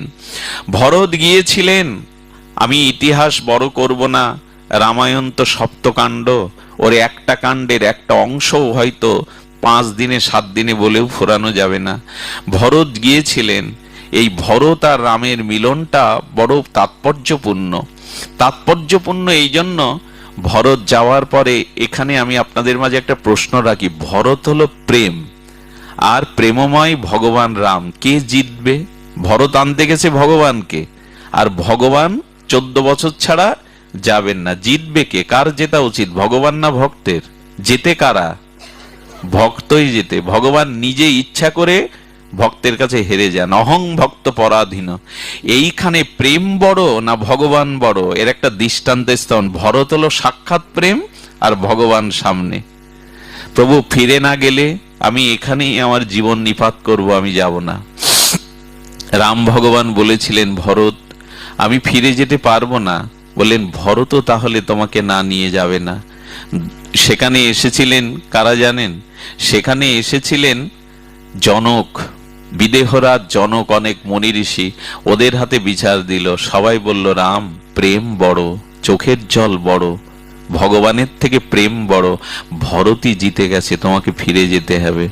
ভরতকে তখন বললেন, নিতান্তই যদি তুই আমাকে নিয়ে যেতে চাস ভরত, তাহলে আমি তোর সাথে যাব, তবে এই দেহে না, আমার পাদুকার সাথে সাথে আমি আর সীতা তোমার সাথে যাব। তুমি জিতে গেলে আমি ফিরে যাব, তবে এই পাদুকার সাথে যাব। ভরত দেখেছিলেন এই আদর্শই। প্রভু যখন বলেছেন পাদুকা মাথায় নিলেন, আর পায়ে হেঁটে নন্দীগ্রামে এসে 14টা বছর সেই পাদুকার তলে ছিলেন। জানেন ভরতের প্রেম রামের থেকে বড় কেন? ভরত 14 বছর অধৈর্যার কারো মুখ দেখেনি, এক সত্য শত্রুঘ্ন ছাড়া, কৌশল্যা ছাড়া কারো মুখ দেখেনি। কেন জানেন? প্রভু যেভাবে বনবাসে তার থেকে কঠোর করে আমি বনবাসী হব। মুখ দেখতেন না কারো। প্রভুর চরণ দোকানা ছত্র ধরে থাকতেন। রাতে কোথায় ঘুমাতেন জানেন? প্রভু ঘাসের কুশের বিছানার উপর শয়ন করে। প্রভু যেখানে শয়ন করে দাসের ওইখানে শয়ন করতে নেই, তাই মাটিতেই 14 বছর শুয়ে থাকতেন। মাটিতেই কি খেতেন জানেন? এ কথাগুলো কি ব্যাখ্যা করার? একটু ফল আর গরুর দুধ খেয়ে 14 বছর ছিলেন। তুমি মুখে অন্ন দেবে না বনবাসে, আমিও দেব না।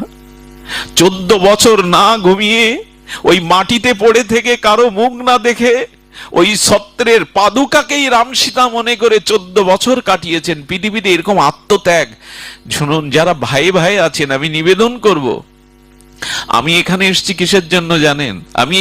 আমি দুপুরে এক জায়গায় গেছি, 70 কিলোমিটার দূরে এক পাঠ করতে। বাসায়ও যেতে পারি, স্নানও হয়নি, প্রসাদ পাওয়াও তো দূরের কথা। আর এই সব ত্যাগ স্বীকার করছে আমারই ছোট ভাই।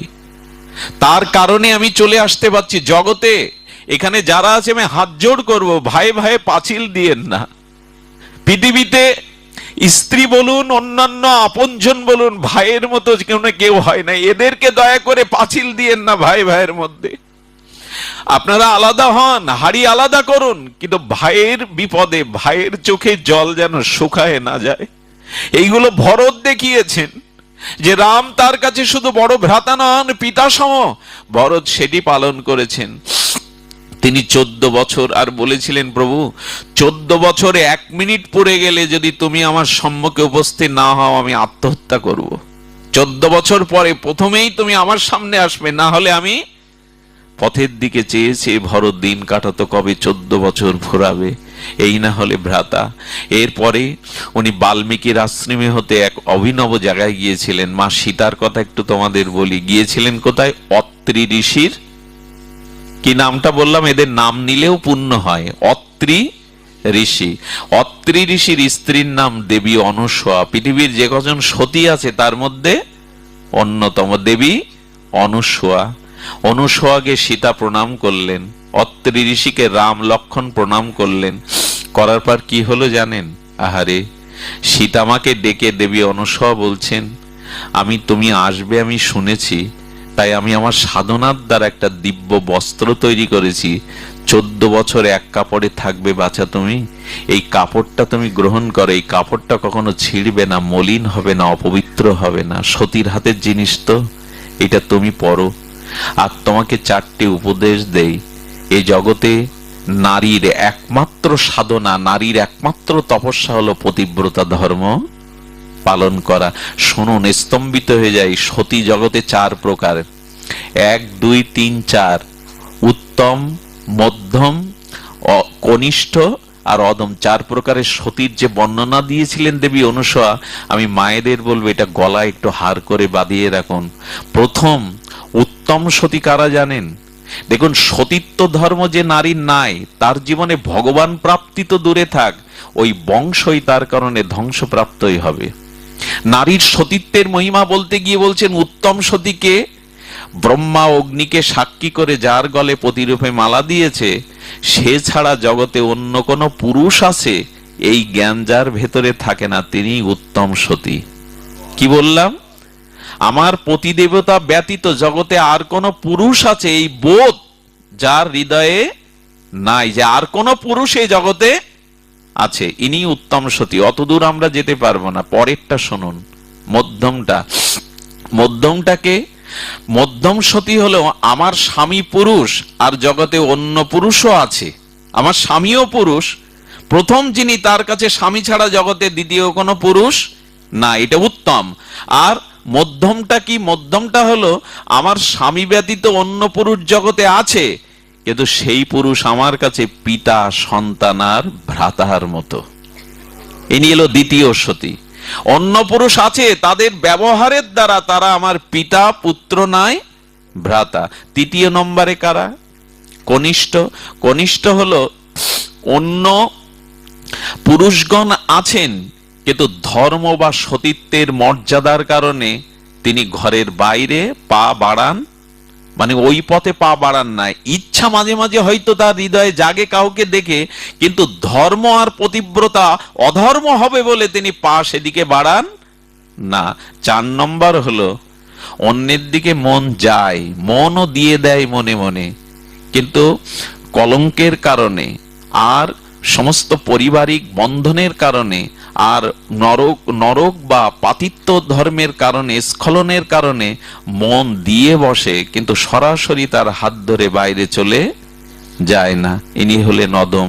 বললেন, সীতা, এই সতীত্বই তোমার ভূষণ, তুমি রেখে দেবে। আমার কি মনে হয় জানেন, একজন সতী যে মাটিতে দাঁড়িয়ে থাকবে, স্বয়ং ভগবান বলছেন ওই মাটিকে ধ্বংস করার ক্ষমতা আমারও নাই, আমারও নাই।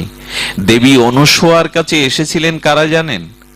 নারদ কিছু কিছু সময় বাদিয়ে দেয়, ভগবানের লীলা তৈরি করে দেয়, নারদ তৈরি করে দেয়। নারদ কি বললো জানেন? লক্ষ্মীকে গিয়ে বলছেন, আরে লক্ষ্মী দেবী, তুমি জগতের শ্রেষ্ঠ সতী, তুমি সতীদেরও শিরোমণি, কিন্তু তোমার সতীত্ব মিলান হয়ে গেছে অনুসূয়ার কাছে। একটু বাড়িয়ে দিচ্ছে। অগ্নিতে ঘি দিলে কি হয় মা? লক্ষ্মীকে বলছে তুমি সতীর সতী, কিন্তু তোমার থেকে শোনাম এখন অনুসূয়া দেবীর, তুমি আর কি সতী। এই লক্ষ্মীর মাথা খারাপ করে দিল নারদ। পার্বতীকে গিয়ে বলছেন, তুমি তো সতীমা, তোমার ভোলানাথকে ছাড়া তুমি জানো না, তোমাদের নাম মুছে দিল প্রায় অনুসূয়ার সতীত্ব। শিব ঠাকুরকে রাগিয়ে দিলেন, আচ্ছা পার্বতীকে রাগিয়ে দিলেন, লক্ষ্মীকে লাগিয়ে দিলেন, আর কাকে রাগালেন? আর ব্রহ্মণী, ব্রহ্মণী মানে ব্রহ্মার স্ত্রীকে, ব্রহ্মার স্ত্রীকে বলছেন, ব্রহ্মণী তুমিও তো সতী, কিন্তু অনুসূয়ার কাছে তোমরা ধারে কাছে। একটা জিনিস বলি, মেয়েদের সামনে, মায়েদের সামনে অন্য মায়েদের প্রশংসা করবেন না, খবরদার। ওরা সব মেনে নিতে পারে, কিন্তু এইটা মানে না। মায়েদের একটা দোষ কীর্তন করলাম, অপরাধ করবেন না। মায়েদের সামনে যদি অন্য মার প্রশংসা করেন, খুব সহজে ওরা মনে মেনে নেবে না। এই 3 জন মিলে যুক্তি করলো ওর সতীত্ব খর্ব করতে হবে। আমি লক্ষ্মী, আমি পার্বতী, আমি ব্রহ্মণী, আমাদের উপরে দেবী অনুসূয়া জগতে। শিব ঠাকুরকে ডাকলেন, নারায়ণকে ডাকলেন, ব্রহ্মাকে ডেকে বললেন ওর সতীত্বকে লঙ্ঘন করে আমাদের সতীত্ব বাড়াও, যাও। আবার খুব অনুগত, লক্ষ্মী নারায়ণ অনুগত, পার্বতীর অনুগত যেমন শিব।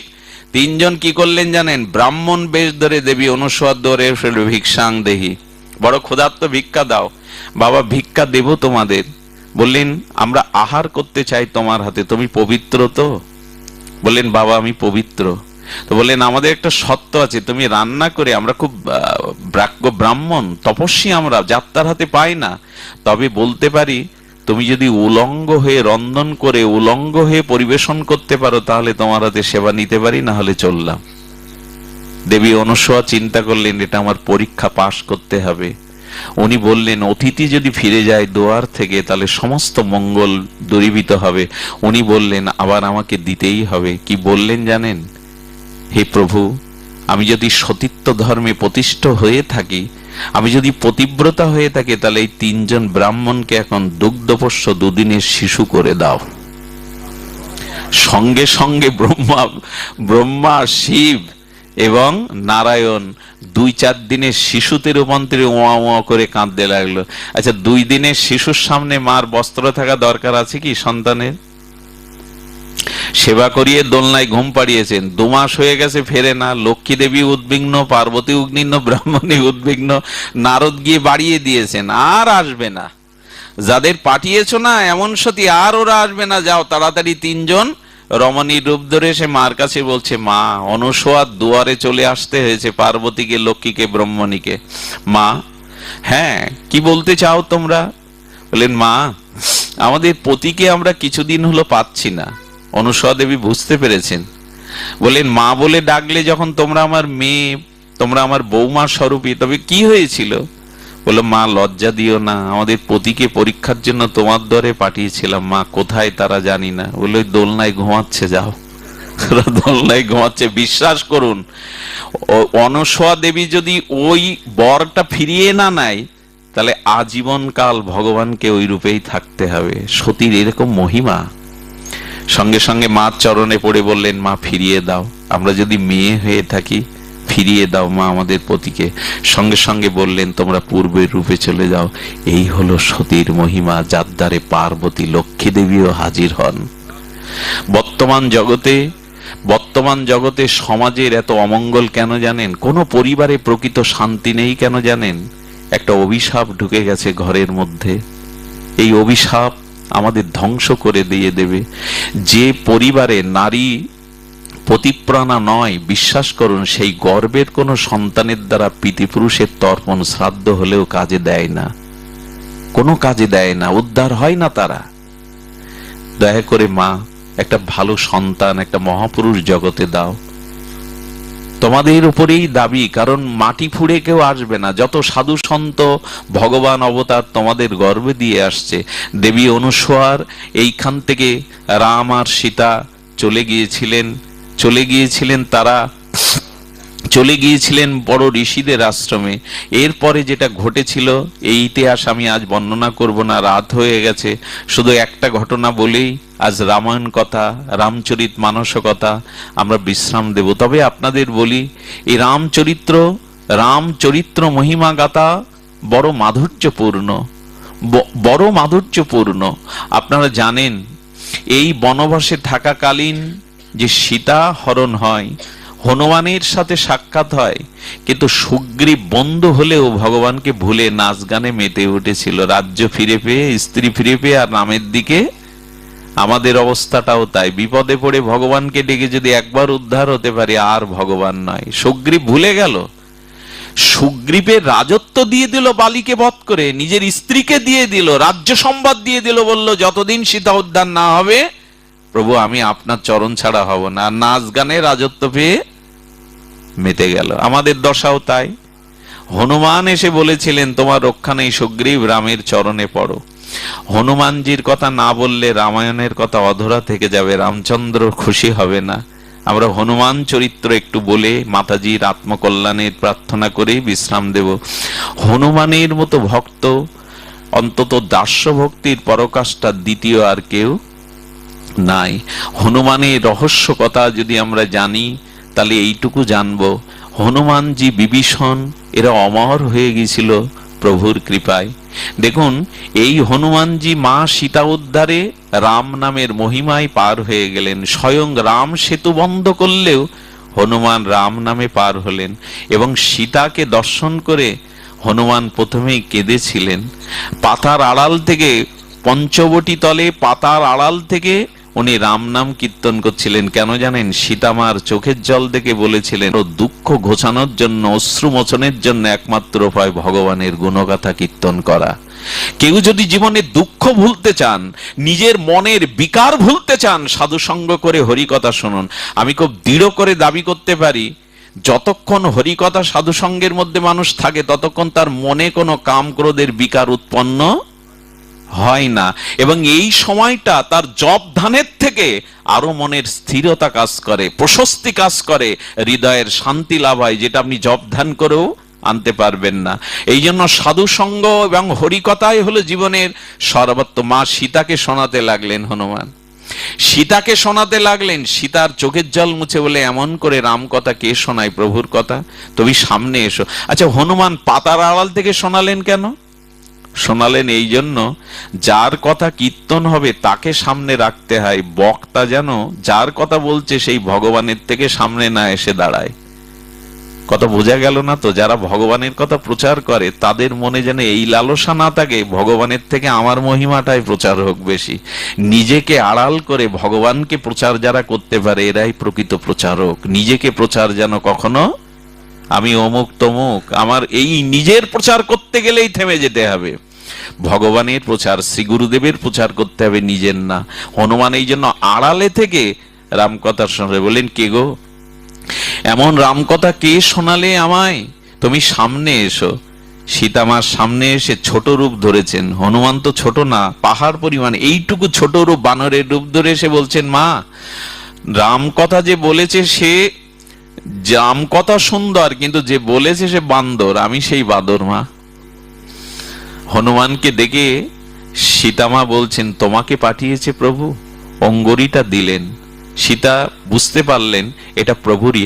আচ্ছা প্রভু আমাকে উদ্ধারের জন্য সমুদ্রের ওপারে এসেছে, প্রভুর সাথে কারা? বললেন মা আমরাই বানররা। সীতামা মনে বললেন তাহলে আমার উদ্ধার আর হয়েছে, ওইটুকু রূপ ধরে গেছে তো, তাহলে আমার আর উদ্ধার হয়েছে। বাবা তোমাদের সব এই সেনা নিয়ে এসছে প্রভু? বলে হ্যাঁ মা, তোমার সন্দেহ আছে? তখন বলছেন এইটুকু বানর তোমরা লঙ্কেশ রাবণের সাথে কি করে পারবে? বলো মা তাহলে আর একটা রূপ দেখো আমার। জয় রাম বলে হনুমান পাহাড় নন আকাশ প্রমাণ রূপ ধরলেন। সীতামা ঊর্ধ্ব দিকে তাকিয়ে দেখলেন বলবন্ত হনুমান, তিনি পাহাড় প্রমাণ। সীতামা বললেন বাবা তুমি সেই ক্ষুদ্র রূপ ধরো, তুমি এত বৃহৎ তো আমার সামনে ক্ষুদ্র বানর রূপে কেন এলে? কি বললো জানো? মা তুমি সাক্ষাৎ ভক্তি দেবী, ভক্তির সামনে কখনো বড় হয়ে আসতে নেই, ছোট হয়ে আসতে হয়। যার ভক্তি আছে, যিনি সাধু মহাত্মা, তার কাছে কখনো বড় হয়ে মাথা উঁচু। কি শিক্ষা হনুমানের দেখুন। বলছেন মা আর একটা কারণে এসেছি, মা মার কাছে তার সন্তান কখনো বড় কোনোদিন। আহারে আমার মনে পড়ে দীনেশ দাকে আমি অনেক হৃদয়ের বড় জায়গা, আমাদের অরবিন্দ দা, দীনেশ দা, আমাদের এই দাদারা যারা এই গ্রামে, তাদের তোর সাথে আমার রক্তের সম্পর্ক নেই, কিন্তু আমাদের শান্তদা, লিটন দা, আপনারা যারা ফরিদপুর থেকে, আপনাদের সাথে আমার কোনো লেনদেন নাই, কিন্তু কিছু মুখ আছে যেগুলো হৃদয়ে বাঁধানো থাকে। আমি দাদার মাকে দেখেছিলাম, একজন শিক্ষিকা ছিলেন তিনি, তার সারাটা জীবন তিনি সদাচার সম্পন্নও ছিলেন। আমার দাদা তাকে যেভাবে সেবা করেছে মাকে, মৃত্যুর পরে তিনি হাউমাউ করে কাঁদছিলেন, আমি কিছু করতে পারিনি, অভাগা সন্তান। মাকে ঘরে রেখে আমি স্কুলে গেছি, কর্তব্য পালন করতে পারেননি। সে ভগবানের সেবার আগে তার মাকে সেবা দিয়ে তবে গোপালের সেবা দিত। আমি মনে করি তার মতো সন্তান ঘরে ঘরে আসুক। মাকে যারা ভালোবাসে না, এই জীবনে ভগবান পাওয়া তো দূরে থাক, তারা মাথা উঁচু করেই কোনোদিন দাঁড়াতে পারবে না। মাতৃভক্তি হলো ভগবত ভক্তির পূর্ব লক্ষণ। আজ পর্যন্ত পৃথিবীতে কোনো মহামানবী তৈরি হয়নি যার মাতৃভক্তি ছিল না, একটাও দেখাতে পারবেন না। এই জন্য দয়া করে ঘরে ঘরে মায়েদের চোখে যেন আমরা জলের কারণ না হয়, ব্যথার কারণ না হয়। খবরদার এই জায়গাটা কেউ নষ্ট করবেন না। সব কিছু ছাড়া যায়, কিন্তু মায়ের ঋণ আমি কি বলবো আপনাদের। আমাদের উত্তর ভারতে একটা ছেলে, তার মা লোকের বাড়ি ঝিগিরি করে জানেন, নখগুলো পচে গেছে, হাতে ময়লা, ছেঁড়া কাপড়, তালি দিয়ে পরে, কিন্তু ছেলেটা মেধা হিসাবে তাকে ইংলিশ মিডিয়ামে ভর্তি করলো। ইংলিশ মিডিয়ামে সপ্তান্ত নাড়ু বানিয়ে নিয়ে যায়। ছেলেটা নাড়ু খেতে ভালোবাসে। ওই মাঠের ওই পারে গাছের তলে দাঁড়িয়ে হাত ইশারা করে ডেকে দেয়। একদিন বলছে মা তুমি স্কুলের বারান্দায় আসবে না কেন খোকা? বললেন মা এখানে সব বড় লোকের ছেলেরা পড়াশোনা করে, প্রাইভেট কারে আসে, জিবে করে আসে। তুমি একদিন এসেছিলে, আমাকে সবাই জিজ্ঞাসা করছিল কি তোদের কাজের বাড়ির লোক, কাজের লোক, ছেঁড়া কাপড়, ময়লা গায়ে, তুমি সামনে এসো না। ইংলিশ মিডিয়াম শুরু হয়ে গেছে এইখানে। ও বুঝে ফেলেছে সব বড় লোকদের ছেলে ওখানে। মা চোখের জল মুছে বলল আমার খোকা যদি লেখাপড়া শিখে মানুষ হতে পারে, আমি ঝি কলঙ্কও নিতে পারি, আমি সামনে যাব না খোকা। ছেলেটা মেধাবী ছিল, ডাক্তার হলো, ডাক্তার মেয়েকেও বিয়ে করলো, শহরে ফ্ল্যাট ভাড়া নিল 1 লাখ টাকার, নার্সিং হোমে দুইজনে। 10 বছর পর মা তার হাঁপানি রোগ, মৃত শয্যায় আছে। সবাইকে ডেকে গ্রামের লোককে বলছেন মরার আগে আমি আমার খোকার মুখটা থেকে মরতে চাই, তোমরা কিছু টাকা তুলে আমাকে একটু বাস খরচা দিয়ে দেবে, আমি আমার খোকার মুখ দেখে মরবো, দাও না। সব টাকা তুলে, চাঁদা তুলে তাকে গাড়িতে তুলে দিল। খুঁজতে খুঁজতে কাঙালি ভিখারি নির্ণয় ছেঁড়া কাপড় পরা অসুস্থ ঘরে বসলো। সন্ধ্যায় জিপ থেকে নেমে বলছে মা তুমি কতক্ষণ? এসেছি। বাইরে ভেতরে নিয়ে গেল। সকালবেলা বলছে মা এখানে তোমার থাকতে সুবিধা হবে না, তার কারণ আমি আর তোমার বৌমা দুইজনই ডাক্তার, রাত 12টায় ফিরি, এখানে তোমার দেখবার তেমন কেউ থাকবে না। আমি কিছু টাকা দিচ্ছি মা, তুমি গ্রামে গিয়ে ওইখানেই থাকো, এখানে সেবার তেমন। বলে আমি অসুস্থ খোকা, তোকে দেখতে এসছি। নার্সিং হোমে ভর্তি করে 7 দিন পর বাড়ি আনলো। আমি তোমায় গাড়ি করে পাঠিয়ে দিচ্ছি মা, তবে একটা কথা শোনো মা, এখানে আমরা তোমার সেবা করতে পারবো না। আমি আপনাদের গল্প শোনাচ্ছি না, এই রাত জেগে এতটা পথ অতিক্রান্ত করে এসে বললো, জানো মা, আমি তো আমার কর্তব্য করছি। এই যে তোমায় নার্সিং হোমে নিয়ে গেছিলাম না, 7 দিনে বিল হয়েছে 5 লাখ টাকা। মার চোখের জল ছেড়ে দিয়েছে। খোকা, তুই বাড়ি ভাড়া দিস কত করে? বলে 1 লাখ টাকা মাসে। মা তখন বলছে, তোর কাছে আমার ভাড়া পাওনা আছে অনেকগুলো, জানিস কি তুই? এই বাড়িতে মাসে যদি 1 লাখ টাকা ভাড়া হয়, তুই আমার গর্ভে 10 মাস ছিলি এই ঘরে, সে ভাড়া তো দিসনি। বাড়িওয়ালা ভাড়া নিলে তোকে বের করে দেবে, আমি তো বের করিনি। তুই 5 লাখ টাকার কথা বললি, তবে শোন, আমার বুকের 1 বিন্দু দুধের দাম শোধ করার ক্ষমতা তোর নেই, সুখে থাক। এরকম সন্তান যেন না হয় কারো। ছেলেকে আমরা ডাক্তার, মাস্টার, ইঞ্জিনিয়ার কত কি তৈরি করি, শেষে মাকেই ভুলে যায়। সীতামার চরণে বলছেন, মা, মায়ের সামনে সন্তান ছোট, এই জন্য আমি এই রূপ ধরে এসেছিলাম। মা, মায়ের সামনে সন্তান কখনো বড় হয় না। এই জায়গাটা কেউ নষ্ট করবেন না, এই জায়গাটা কেউ নষ্ট করবেন না দয়া করে। যে অবস্থায় আসুক, এই জায়গাটা যেন নষ্ট না হয়। পৃথিবীতে মা এবং বাবা এদের মতো দরদি আপনজন এ জগতে কেউ নাই। আজকাল তো ছেলে মেয়েরা বাবা মার সিদ্ধান্তই মানতে চায় না, এটাই তার জীবনের সর্বশ্রেষ্ঠ সিদ্ধান্ত। হনুমানকে মা সীতা বলেছিল, হনু, আচ্ছা তুমি লঙ্কা পোড়ালে পুরো লেজে করে, তোমার গায়ে তো পড়েনি, তোমার গা পুড়লো না, তুমি পুরো লঙ্কা পোড়ালে। বুকটার দিকে তাকিয়ে বলছেন, মা, বুকে কে আছে দেখবে, তোমার লেজ তো পেছনে, আর বুকে আছো রাম আর তুমি। মা, যে বুকে রাম সীতা আছে, সে দেহ পুড়তে পারে না, সে দেহ কখনো পড়ে না। আজ আমাদের ঘর পড়ছে কেন জানেন? ঘর পড়ছে আমরা লঙ্কায় বাস করি বটে, লঙ্কায় বাস করলে তাদের ঘর পড়বে, কিন্তু পুরো লঙ্কার মধ্যে একজনের ঘর পড়েনি, বিভীষণের। কেন বলুন তো? হনুমান পোড়াতে পোড়াতে দেখছে তুলসী বৃক্ষ আছে আর রাম নাম লেখা আছে বিভীষণের ঘরে। বিভীষণের ঘরের সামনে কি লেখা আছে? রাম নাম। বলে, যে ঘরে আমার রাম নাম আছে, ভক্তি আছে, সে ঘরে আগুন আমি লাগাবো। ঘরে তাদেরই পড়ে যেখানে ভগবানের ভজন নেই, ভগবানের আদর্শ নেই, সেই ঘর দাও দাও করে পড়ে। কৃষ্ণ ভগবান একদিন ননি আনতে গিয়ে গোপী মায়েরা ননি সেরে রেখেছিল, কৃষ্ণ পায়নি, বাইরে এসে হুঙ্কার দিচ্ছে কৃষ্ণ তর্জনী গুছিয়ে, যে ঘরে আমার জন্য কিছু থাকে না, আমি সেই ঘরে আগুন জ্বালিয়ে দেব। ও নন্দের বেটা, আগুন জ্বালাবি মাখন পাসনি বলে? বলে, কি করে পোড়াবি? বলো, ঘর পোড়াবো না, ঘরে যারা বাস করে তাদেরও পোড়াবো, তবে বাইরের আগুন না, অশান্তির আগুনে পোড়াবো তাদের আমি। পড়ছেও আমাদের ঘর, যেখানে ভগবানের নাম নেই, ভক্তি নেই, সদাচার নেই, আচরণ নেই, সেই ঘর তো পূর্বে। বিল্ডিং হলে কি হবে, 3 তলা হলে কি হবে, রাবণের লঙ্কাও পার পায়নি। এই জন্য শান্তি ফেরাবার জন্য ঘরে আজকাল কারো প্রার্থনা হয়, ভোরবেলা একটু করতাল বাজিয়ে ঠাকুরের নাম হয়, মঙ্গল আরতি হয়, সন্ধ্যাবেলায় 2-4 জন মায়েরা বসে ভগবানের নাম করে, যে ওই গৃহটাই মন্দির হয়ে যাবে। শুধু ইট কাঠ দিয়ে মন্দির করলে কি মন্দির হয়? ভগবানের ভজন হতে হয়। যাই হোক, আমি বিশ্রাম করব এই ভেবে যে সময় অতিবাহিত হয়ে গেছে, রামকথার থেকে আজ বাইরে যেতে মনটা মহাপ্রভুর কথা বলবার জন্য উকি মারছে, কিন্তু না, আজ প্রভুর কথাই বলে বিশ্রাম করছি। আর রাবণ বধ হওয়ার পরে মন্দাদরী এসেছিল, কে আমার রাবণকে বধ করলো এই ক্ষমতা পৃথিবীতে কারো নাই আমি জানি, আর কেন রাবণ বধ হলো এটাও আমি আজ জগৎকে জানাবো। মন্দাদরী এসে দেখলো রাবণ মাটিতে ধরাশায়ী হয়ে মৃত দেহ পড়ে আছে। কি বললো জানেন মা? এই কথাটা একটু মনে লিখে নাও, এমন কথা আমি পাইনি। 2 দিন ধরে আমার মাথার ভিতরে এই কথাটাই ঘুরছে। রামচরিত মানস এটা জানার পরে আমার মাথার ভিতর থেকে এই জিনিসটা নামছেই না। মন্দাদরী বলেছিল, হে লঙ্কেশ, হে ত্রিলোক অধিপতি, দেবতাদের ত্রাস, আপনি মন্দারদরীর মতো সুন্দরী সতী পাননি, আপনি দেবকন্যা, নাগকন্যা, গন্ধর্ব কন্যা, বহু স্ত্রী আপনার ঘরে ছিল। আপনারা জানেন সতীদের মধ্যে অন্যতম হলো মন্দাদরী।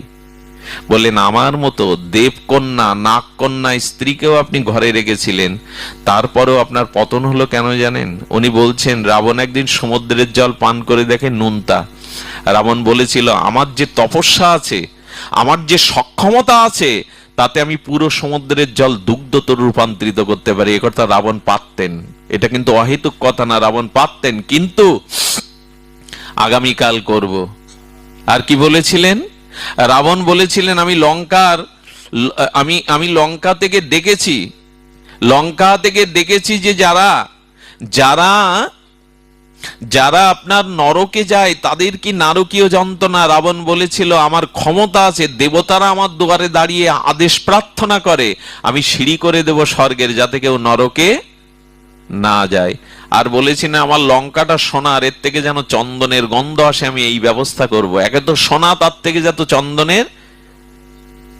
মন্দাদরী বলেছিল কোন সৎ কাজ যদি কালকে করব বলে ফেলে রাখা হয়, তার দশা হয় রাবণের মতো।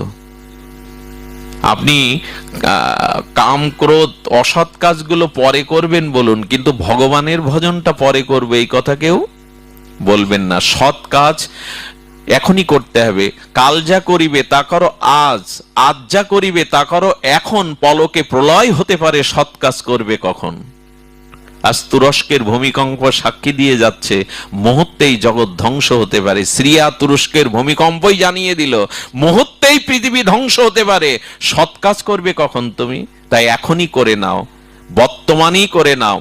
তো সেখানে বলছে রাবণ, আজ মন্দাদরীর মতো সতী স্ত্রী থাকতেও তোমার সীতার দিকে, পর স্ত্রীর দিকে দৃষ্টি গেল, এই কারণে তোমার আজ এইখানেই মরে পড়ে থাকতে, নাহলে তোমাকে বধ করার ক্ষমতা কারো ছিল না।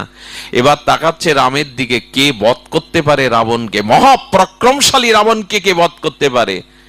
রামকে ঘিরে দেখতে এসেছে রামের চরণ।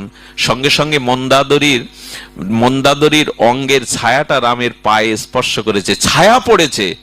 সঙ্গে সঙ্গে রাম হাত জোর করে বললেন, হে মা, তো মায়ের ছায়া যদি সন্তানের গায়ে পড়ে, এটা পায়ে পড়ে, এটা সন্তানের অপরাধ, আপনি প্রণাম নিন, আমাকে ক্ষমা করুন।